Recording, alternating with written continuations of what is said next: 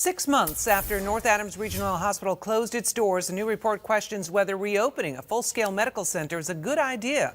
Instead, the report suggests expanding services already offered in the city. But as you can imagine, not everyone agrees. News 10 ABC's Amy Cutler finds out what people on both sides had to say. It was a report many around here were waiting for. Berkshire Medical Center said it would use the findings of it to determine what services it would offer at this facility. And so tonight, many residents I spoke with are disappointed.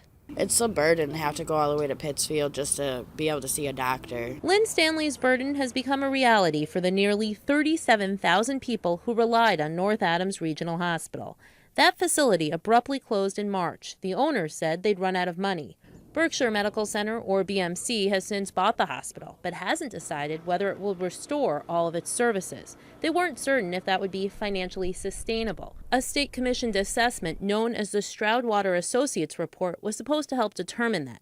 Now the findings. Their research shows only limited services are warranted, and that's if it's designated a critical access hospital. That would allow for higher reimbursements. While many residents, along with the Massachusetts Nurses Association, called it disappointing, the mayor tells me he wasn't surprised. We have to be realistic on our expectations.